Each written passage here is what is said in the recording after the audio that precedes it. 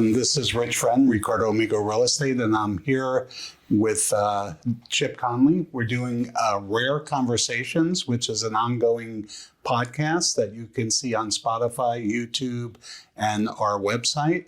And we have the privilege today of doing a interview with Chip Conley in Pescadero. We're at the Palm Orchard, a beautiful location in Pescadero. It's got this amazing feel to it. I remember when this used to be actually the King's Ranch years ago, which was a seeding farm and just a palm farm. And it's amazing what it's kind of turned into. It's like it feels like 21 acres of Costa Rica. That's exactly which is sort of surprising here in the desert. Yeah. And actually, this has always been my favorite piece of property in this area, in the whole Baja area.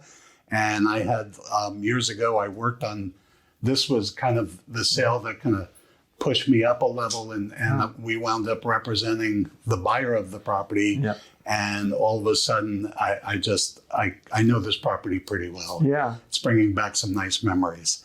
I would like to talk to you. I mean, we have about 20 minutes to a half hour, but I mean, there's so much to speak about with you that I just wanted to touch a little bit on your personal, on the Modern Elder Academy, and kind of also kind of tie in Pescadero and Baja with that. So I'd like to start just kind of giving, if you can give us the backstory on how you came in Pescadero. Well, gosh, it was the end of 2011. I had two friends who knew the area who said, come on down for a week during the holidays. And so I did. And it was at a time where I don't believe that the new road was finished between Todos Santos and Cabo. It was sort of in process. There was no toll road from the airport. And so it was sort of I liked Todos Santos because it felt a little bit distant. It felt a little bit removed. What I first noticed when I got here was nature, just the plentiful nature here, and the fact that there's farmland, there's tropical, there's desert, there's mountains, and there's ocean. So there are not that many places in the world where you have all of that right together. And so fell in love with it and just started spending more time here. And then it wasn't until 2015 when I threw my a big birthday party here, my 55th birthday party here, and invited about 120 friends. And that's when I realized I wanted to buy a home here. So I didn't properly introduce you. For those of you that don't know, this is Chip Conley. He is the founder of the Modern Elder Academy, located in Pescadero, and actually now internationally. Santa Fe, New Mexico, we're opening soon, and then we have 26 regional chapters around the world. Right. And also author of, you just shared with us 7 books, which is pretty phenomenal. And so I think I'd like to kind of just ask, what is it about for you personally? You had mentioned how you kind of arrived here. Yeah. What is it that, I mean, you could have probably chosen anywhere, you've traveled.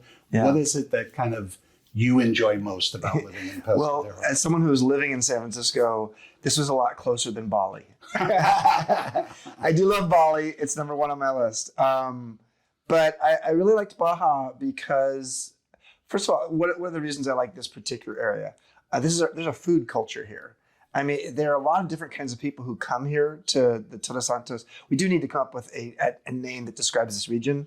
I sometimes call it Costa del Sabor, the Coast of Flavor, because there's a lot of cooking here, a lot of culinary tradition here. But the kinds of people here, it's a diverse group. There's no one group of people that sort of dominate. So there's some other places in Mexico and elsewhere where, it's all yoga people or it's all artists, and this we have yoga artists, mountain bikers, surfers, more and more remote workers, especially those who work in the West Coast or in the Southwest, because it's an easy flight here.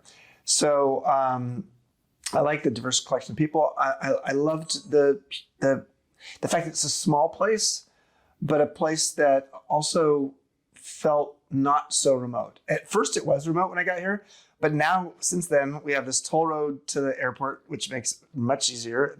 The flight or the drive from Cabo to Todos Santos is easy. And now there's this bypass road that actually bypasses Todos Santos, such that here in Pescadero, we can get to La Paz much faster. So there's one of the things that I've liked about Pescadero in particular is that it is a very efficient place to get to anywhere else in this area. It's a great point because it's funny. I've been here quite a while, and it's when I hear how long? 20 going on 24 years now. Yeah. And when I hear people talk about the efficiency and how it's and other people are like, oh my God, it's so hard to get things down here. And I'm like, so I'm pre-Costco. So Yeah. I mean, it's a lot easier than it used to be for sure.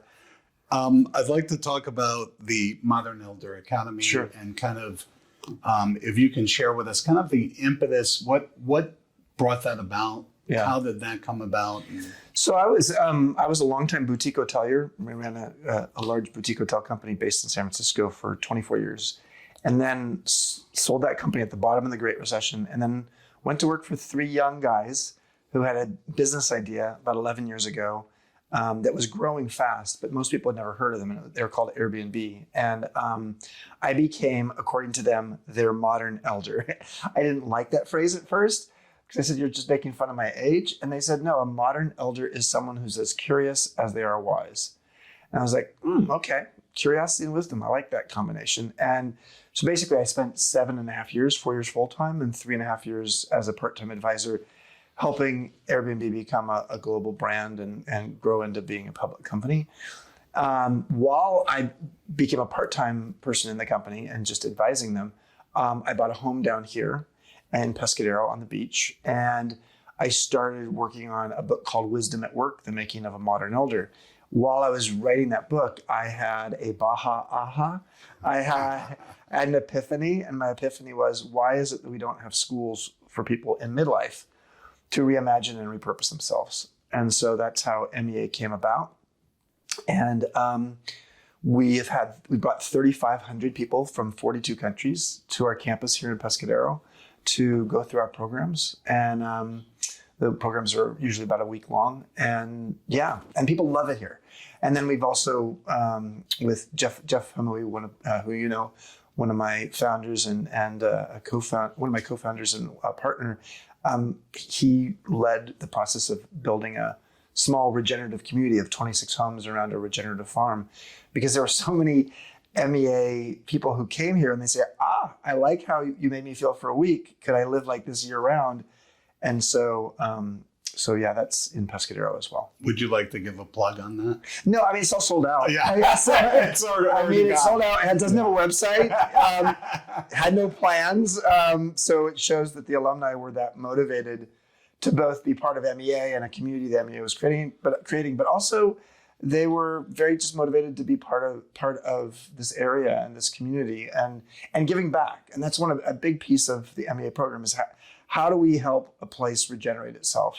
And one of the challenges we have here in Baja is just more demand than maybe the resources we have here can live up to. And so that's a really important question about water, employee housing, other resources. MEA donated the fire truck here in Pescadero because there was a beautiful volunteer fire department, but no fire truck. And so we spent tens of thousands of dollars to buy a whole new fire truck so that a lot of things could be saved here. And so I think for those of you who are thinking about coming down and moving here, do know that you're coming at a stage where it's a great time to be giving back. It's a great time to feel like you're part of helping make this a great long-term place to live. What you just said, because having done some business with you, that has always kind of been a priority of yours even in the dealings that we've done in the local area. You've spoken about, what do we have to look out for? What is it that the community needs? And that seems to always be a concern of yours. And I think it's good advice for people coming down here. What can you kind of contribute to the area? Yeah, and whether that's, giving donations to local charities or it's mentoring young Mexican teenagers, or teaching a skill that is helpful. The beautiful thing is there's a great symbiotic relationship between the gringos, those of us who were not born here and have come here and now call it home, and the local people whose families have been here for generations. And so there's some places in the world where there's a lot of resentment from the locals for the expats coming in, and we really don't see that very much here. I mean, I appreciate that. There's other places in Mexico where it does happen, and there's some places like Tulum where it feels like the whole development plan there has sort of, I don't want to say ruined, but has certainly vastly changed what that place is. So I feel like Todos Santos, Pescadero, Cerritos is a place that is retaining what it is while it's growing. And we still need to look at resources and water and electricity and all the kinds of infrastructure you need to be able to handle the growth. I would agree. Conceptually speaking, it's really tough because someone asked me the other day, where are we at in the stage of like Todos Santos and Pescadero? Are we at the kind of initial stage, kind of the baby stage, right, or do you think it's just at the stage where it's kind of done and completed? Being here for the amount of time I have, sometimes it's difficult to be objective about that and see where we really. And then someone kind of pointed out to me, and I kind of agreed that we really are still at that climbing point where we haven't even reached, and so there's a responsibility. Yeah, there's a responsibility, and and the planning of this area didn't expect COVID, and so the sheer volume of people who came down here to maybe be away from the United States during COVID and then fell in love with the place and said, I can work remotely from here, meant that this became a much more popular area. And the development plan for the area didn't necessarily plan on that. The good news is that there's not a lot of evidence right now about how bad infrastructure is. There's elements of things, like sometimes here in Pescadero, Todos Santos says their act together a little bit more maybe. But I think that the good news is there's enough very conscious locals and gringos together who are asking the right questions. And one of the things that we're worried about here in Pescadero is we have a lot of farmland. And so I recently just bought a 3.25 acre piece of land. So it's acreage, not hectares, partly just to save the farm. Because it's in a location that it's near the ocean. It could be developed. Saul, our good Jewish shaman, lives there, and so there's just one house there. And I wanted to just say I want to save his house. It wasn't his home. He's a renter, but I also wanted to save the farmland. So, I think we're going to see more and more people coming here who fit that profile. I would agree, and I didn't want to get too much into the kind of that stage of it, but I do want to speak a little bit more about the Modern Elder Academy and what that's doing for the area. I wanted to share with you a little story that I was like, very excited for this interview, a bit nervous, and I'm like, okay, I should probably do some research and investigation. And I'm like, I should listen to some interviews that you've done already. And I started to listen to your interview with one of your alumni, Tom Vargas. And I said, what am I doing? I love doing this just naturally and letting it kind of organically flow. I was like, I don't want to ruin this. I've never done this before. But I did hear him talk about repurposing, and I heard you mention that just now. So can you kind of define what that means? Well, back in the old days, old days being 50 years ago, the average American, I'm going to speak from the American or Canadian perspective here, the average American or Canadian had 3 jobs in a 40-year career. Today, the average American or Canadian has 13 jobs in a 50-year career. So people are living longer and changing jobs more often. And what you learned in high school, college, or graduate school a long time ago, maybe not very relevant today. And so there's a real need for people in their 40s, 50s, and 60s in particular, but we've had people as young as 28 and as old as 88. Our average age of people who've come to MEA is 54. there's a growing need for people to sort of take a step back and ask themselves, how do I want to curate the rest of my life? Because if I'm 54 years old and I'm going to live till 90, I'm exactly halfway through my adult life if I start counting at age 18. And for most of us at age 54, how old are you? I will be 59 next month. Okay. So, and I'm 62. So the reality is if you're 54, you don't think that you're halfway through your adult life. You sort of feel like, oh, I'm going out to pasture or like, but the reality is that, gosh, you've got a bunch of good years ahead of you. And one of the questions I like to ask, and we'd like to ask at MEA, is 10 years from now, what will you regret if you don't learn it or do it now? And this is how at age 57, I started learning how to surf. Not very well. I go out once a year now, but you saw me out there occasionally. And at age 57, I started learning Spanish for the first time because I learned French when I was in college. And my Spanish isn't very good either. So my surfing and my Spanish isn't very good. And yet, I knew that if I didn't start at 57, it'd be harder to do it at 67, both of those. So helping ourselves provide the license to try new things is something we need to do our whole lives, but it's a new muscle we need to, or a muscle that we used to have when we were a kid that we need to re-exercise. Because for a lot of people in their 30s and 40s, they're so damn busy, they had no time to try something new. And you hit your later 40s, your 50s, or your 60s, you just start getting what's called time affluence. You start getting a little more space in your life. It's like, okay, I'm going to learn how to, my partner Oren's learning how to do pottery right there in Todos Santos. And my friend Cookie, who's Jamaican, who lives here, she is a photographer, a professional photographer, but she's learning all kinds of new forms of art that's not photography, like painting. And so I think there's a growing sense that, you know, life is about being curious. It's about being open to new experiences. And MEA helps provide the tools for people to reimagine what might be those new experiences I want to have in my life, whether it's in my career or in my personal life.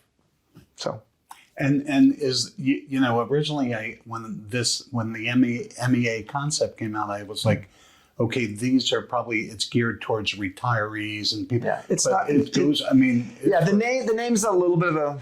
It's a. We that's why we call it MEA more than Modern Elder Academy, because a lot of people think it's Modern Elderly Academy. It's people in their 70s and 80s. No. I mean, we have people who've come here in their 70s or 80s, but when your average age is 54 and 16% of the people who come are millennials, so that's usually 43 or younger, 42, 43 or younger. And so bottom line is we are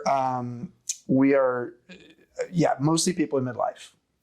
And so where does, you know, people, I've seen firsthand, because you also are open to locals here. Yeah. And I've got friends that have gone through the Modern Elder Academy program. I've actually have friends that have spoken, alumni that have kind of spoken here. And it's always interesting to see the before and after. And I'm going to ask you to kind of draw upon, if you would share some stories, but also where do you see kind of Pescadero fitting in with the Academy on that effect on the alumni that comes through? Well, let's start with the second part. So why is Pescadero or the Todos Santos area such a ripe place? First of all, 97% of the people who come to MEA had to cross a border to come here. So about 3% are Mexican. And so the idea that someone actually has to go to a foreign place is helppful, because one of the things that we really help people with is to understand, what does it mean to be liminal? To be liminal is to be in transition. And for a lot of us, when we're in transition, we think we're getting something wrong. But life is full of liminality, you know, whether it's a marriage ending or it's a career changing or becoming an empty nester or menopause or parents passing away. I mean, these are the normal and natural things that happen in midlife. And so helping people to come to a place that's not familiar to them, it's not a commuter school, so to speak. I mean, yes, we have some locals who come to the program, but most of the people are flying in and then they're taking a van from the airport and they're going down a dusty road and it's bouncy and like, oh my God, where did I get it? And so it doesn't feel familiar, and that's a helpful thing. Number two is nature is a big part of, nature's a teacher in our program. And whether it's learning how to surf here, and we take people out surfing if they choose to, or learning how to balance rocks, which is, there's a fine art to rock balancing, you know, doing that on the beach. There's a variety of things that we do, helping people learn regenerative farming at our Baja Sage regenerative community. We help people to sort of get maybe their hands dirty again and understand how nature can be a teacher. I also think that the culture here, the Mexican culture, the food, the hospitality flavor. I mean, Mexico is I'm a hospitality person, so I really care about the places in the world that have the best hospitality. And Mexico's in the top 3 for me in terms of the hospitality culture. So all those things are great. The transformation people feel is after a 5-day or a 7-day workshop, they often have a bunch of options they never considered. There was a litigation attorney here recently, and she just hated how she spent most of her day arguing, because that's what litigation attorneys do. And she didn't want to do it anymore, but she was 50 years old. She had a lot of money in the bank, but she didn't know what she could do. Over the course of the week, she got back to her roots and realized that one of her favorite memories from childhood was the fact she loved to cook pies and cakes with her grandmother. So she's now opened a bakery in her community. And she over 6 months, she wound down her law practice, and she's become a baker and created a bakery. And now she's actually creating baked goods and putting them in supermarkets. So she's creating a business out of it. She didn't have to do that. She didn't need to make money because she was at a good place in her life financially, but she has, so there's so many, we have hundreds and hundreds of stories like that. And it doesn't have to all be about your career. It could also be about your relationship with yourself in terms of how you see yourself. And I know for one of my friends, he always felt like he had to be the hero. No matter what he was doing in his life, he had to be the one to come in and save the day. And it was his time down here that made him realize that's like an archetype that, he was emulating his father, and he didn't want to be that anymore.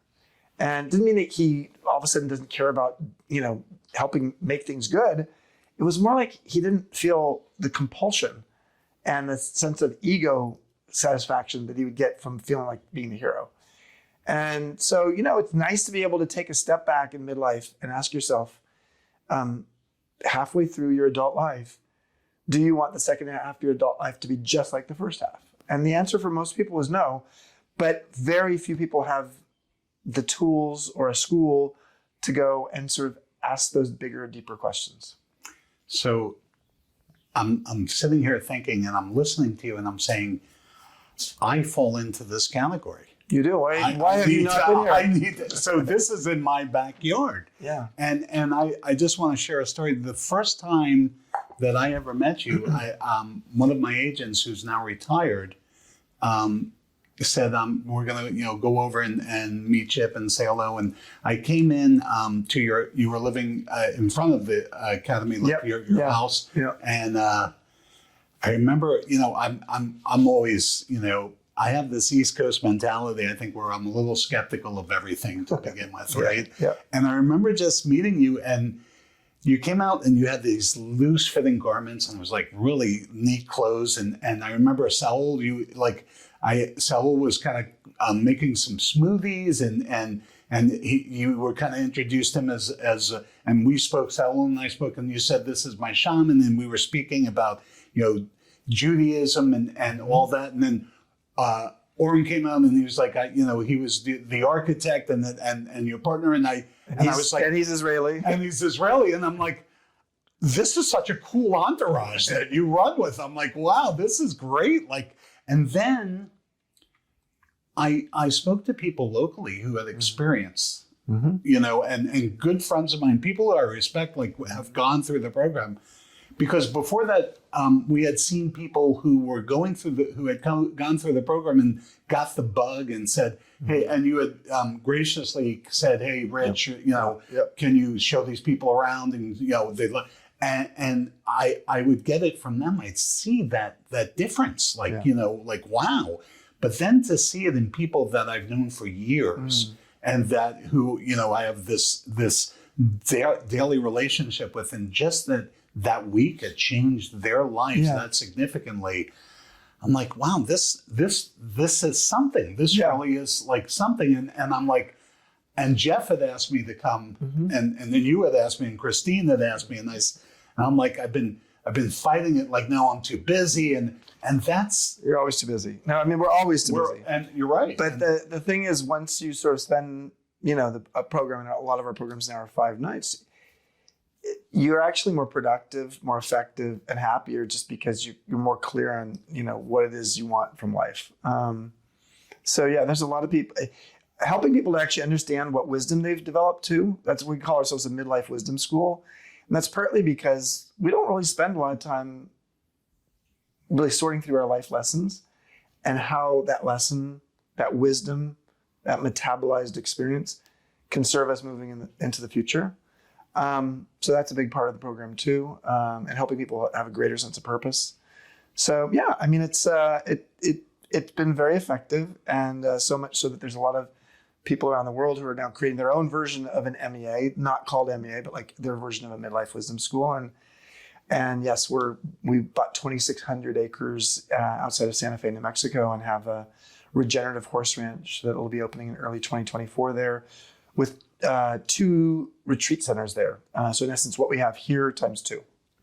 And speaking about Santa Fe, I just, one of my friends that recently went through the program, just literally single woman in her 60s, was up in Denver and recently drove down to an alumni gathering. A reunion. A reunion in Santa Fe. She called me and said, Is this Barbara? No, it was Lisa. Okay, Lisa. Okay. And I said, what are you doing this weekend? She said, oh, I'm going to drive down.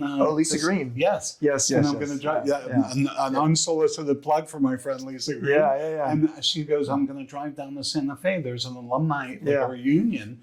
And I was like, wait, do I know you? I was like, you're driving by yourself down to Santa Fe. And she goes, I want We to had get people together. fly in from 7 countries and 29 states to come to the, over 300 people flew in for that reunion just for a weekend. It's we are very fortunate that we've created something that people feel a sense of commitment to, but also it's a little bit like a movement. It's like, hey, the overall narrative we have in society is aging sucks. Excuse my language. Aging is a bad thing. And so we have anti-aging products left and right. And what we are trying to do is help people to see a pro-aging product. Hey, we're not trying to get older faster. That's not what we're trying to do. But we are trying to help people to see what are the unexpected pleasures of aging. What gets better with age? And there's social science research. We've worked quite a lot with academics that shows that between about age 22 and 45 to 50, people's life satisfaction has a long, slow decline. And 45 to 50 is when it bottoms out. And that with each decade after age 50, you get happier and happier.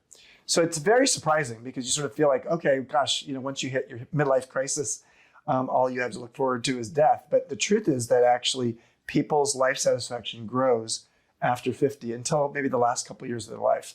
So it's that kind of data and that kind of experiential workshop format that we have that allows people to sort of get in touch with, okay, my body may not be what it used to be. In fact, I like to say, just when I got comfortable in my own skin, it started to sag. But there's an element of learning. How do you learn about what gets better with age? And there's a whole bunch of things. In my new book that's coming out called Learning to Love Midlife, the subtitle is 12 Reasons Why Life Gets Better with Age. I actually document it in the book. Here are the 12 reasons why life gets better with age. Nice. And so with that, we have an expression and our motto is, we get why you're here. Yeah. And I've always when I came up with that, I was like, it's just really simple to me, and there's an understanding of the energy in this area that just is an attraction for most, right? Yeah. We're also in the Tropic of Cancer. I don't know there's any evidence that means something energetically, but there aren't that many places in the world that are actually on the line of a Tropic of Cancer. I was just, when we were driving out here from Todos, I actually pointed out to Caroline, I'm like, right there supposedly is the Tropic of Cancer, Do you think that plays a pivotal role in like you choosing to put the academy here? You were living here at that time. You were is that kind of the energetic feeling of the place of this area? Yeah. You spoke about nature.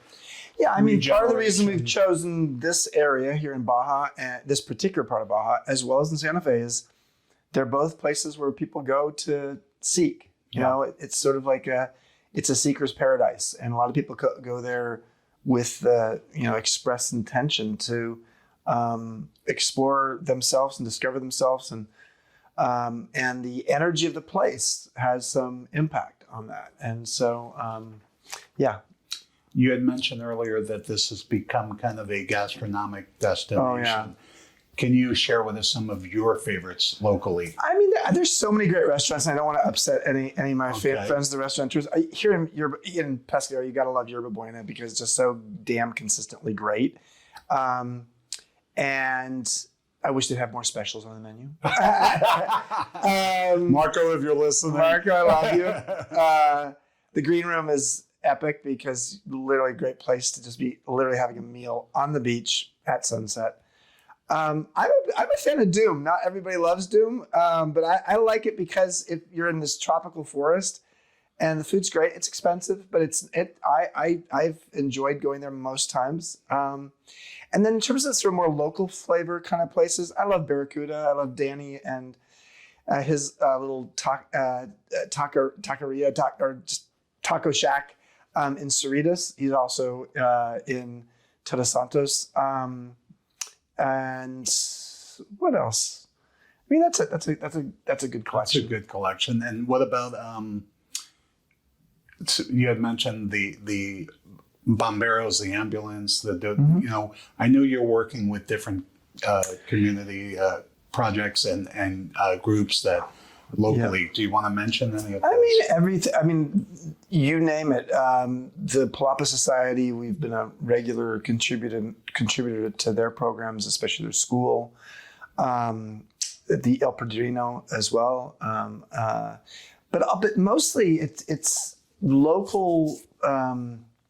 It's really small local groups. We do a lot of donations through ICF, which is a wonderful, for those of you who are moving here, it's a way as an American to make a tax-deductible donation to a Mexican charity. And so we work, they're based in San Diego, but they very much focus on Baja. And so that's been great as well. What about any advice you would have for someone, let's say, and the Zero Waste Alliance? We do fundraisers for the Zero Waste Alliance on the MEA campus a lot. We just did one last week. Actually, I was there last year. Yeah.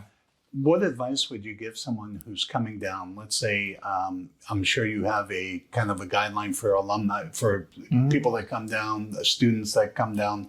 What advice would you have for someone who's looking to kind of move to the area? I would say, first of all, to spend some time talking to other gringos who've moved here and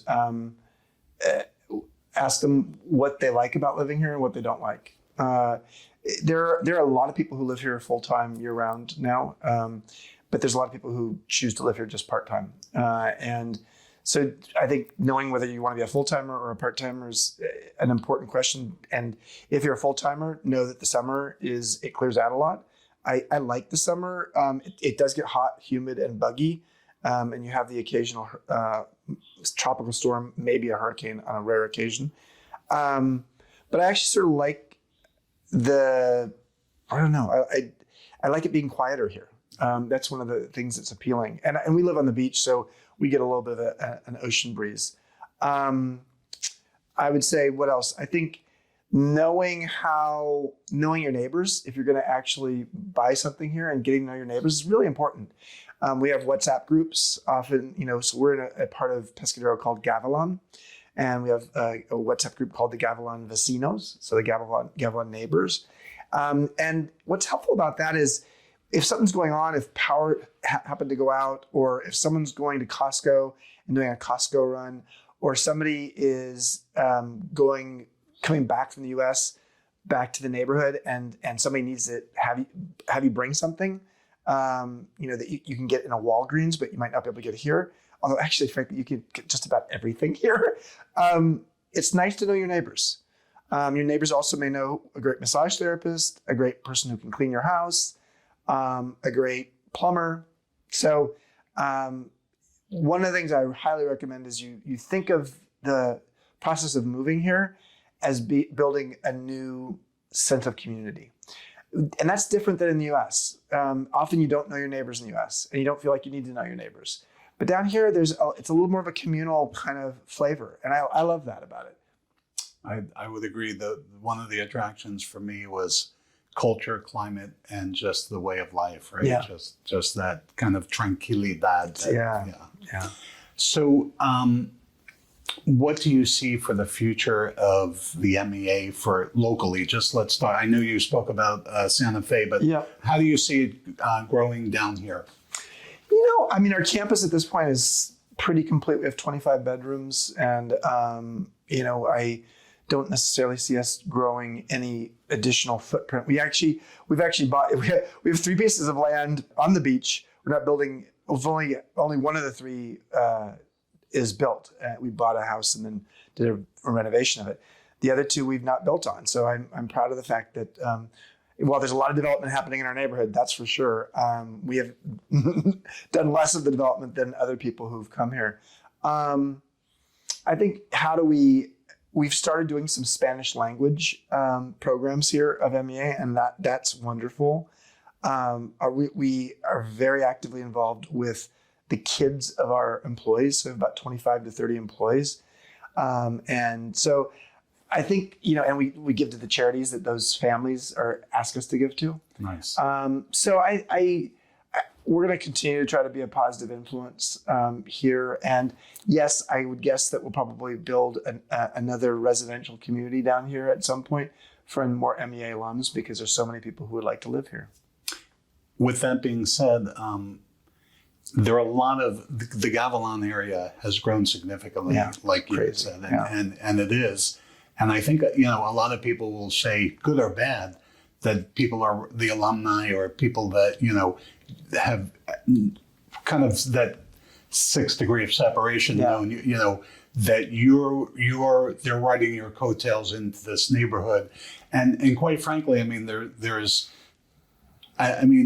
you could, for good or for bad, but you've remained it seems to me that you've got your feet on the ground and have remained quite humble throughout this whole experience. Well, I also don't want my neighbors to think like, oh God, there's all these people coming here just because of Chip or because of MEA. And I think it's been sort of a mix. I think having MEA in the neighborhood, and I think the architecture of our campus and the beauty of it is noticeable for sure. And so I think it's helped beautify the neighborhood for sure. I think the fact that people come to the neighborhood, whether they know us or not, and say, oh, this seems like, a credible thing that's happening here, interesting people coming here. I think that's been good. Generally I get along great with, I don't actually at this point, I have no problems with any of my neighbors. I have a couple of neighbors one neighbor in particular who's like, it's all your fault. All these people who built here are all your alums. And the truth is I know like very few of the people who are building there. We have a lot of alums, but a lot of our alums have bought things either here in the Palm Orchard or at Baja Sage or elsewhere. But there's no doubt about it that when you see some beautiful new development in a neighborhood that seems like it's sensitive and well constructed, it gives some confidence. And Gavilan was a neighborhood that was it was ready to pop. Yeah. And why is that? It's partly because its proximity to Cerritos, which is a great swimming and surfing beach, made sense. It has this hill on it, and back in the day when I bought here, there was like nothing on the hill, but now there's a bunch of houses on the hill. But there's a lot of places to build on the hill, and if you're on a hill, it has more than one hill. It's got multiple hills. There are really 3 different hills, and if you're on a hill, you get better views. And so a lot of Pescadero is flatland, but there's hills here. So I mean, there's bigger lots here. So a friend of mine told me that I should run from Rancho Pescadero to Cerritos, which is a 6-mile round trip run. And this was Christmas time, 2015. And on the run there, I saw this house. So my strategy for finding a home to buy was an epiphany, a Baja Aha, where I was running on the beach and I saw a home with a real estate sign on it. And it looked interesting. And that's how I found my home here in Gavilan, the southern part of Pescadero, and which ultimately became the MEA campus because I built the campus around my home. It was, I mean, I My remember, former home. I now live here in Palm. now in the Palm Orchard. I remember I used to live in farmland east of here. And there were literally, when I moved in, I was living in a tent on some farmland, and I would walk to this beach almost there every day with my dog, and we'd walk out on the beach here, and you would not see any. There was no one. There was absolutely. There were literally. There were two houses. One is still there, and the owner is still there. And there was another one by Manuel, who's over here by Debbie. He was the only. Those were the only two places here. And I'd walk on the beach, and literally, if I saw a person, I'd be like, "Oh my God!" You know. It's changed a lot today, and I think, I think this area, when I look back on it, I'm like, I never saw that coming to this area. Well, it was interesting because when I worked with you and your firm to find as my buyer broker in buying this home, it was not on the radar necessarily for you guys either. But what I've come to like, the other thing that is beautiful about this area between Pescadero and Cerritos is a series of little these little secret beaches and tide pools. Yeah. And so it's really great hiking and really great just beach combing there. So I don't know. I lucked into being in the right place, and I have we're just lucky to have great neighbors as well. So I asked about the future of the Modern Elder Academy. Do you want to give us, I know you've got a book coming out, you mentioned. What else is in the immediate future? I have a daily blog people could read if people want to really understand the Modern Elder Academy perspective. It's called Wisdom Well. Just do a Google search for Wisdom Well Chip Conley, and you'll see the daily blog. And so, that goes out every single day. Nice. It's a little microdose of wisdom. And and then the book coming out in January, and us going up to Santa Fe and doing what we're doing here up there on a much bigger piece of land. 2,600 acres is 4 square miles, so it's a lot of land in a beautiful location.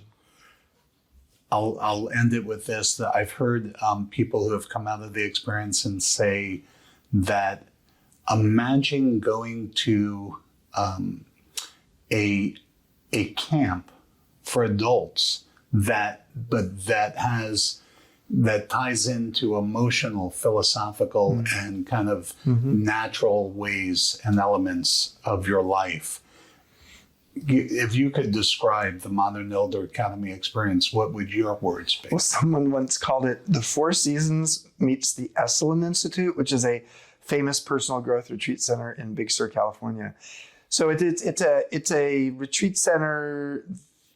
It is a wellness retreat, meets an educational institution, meets a summer camp for adults. I can't thank you enough for doing this interview and taking your time out, and I really appreciate it. If those of you who tune into Rare Conversations, this will be a special one. Please check it out on RicardoAmigo.com, Spotify, YouTube, and Chip. Thank you so much. Yeah, thank you, Richie.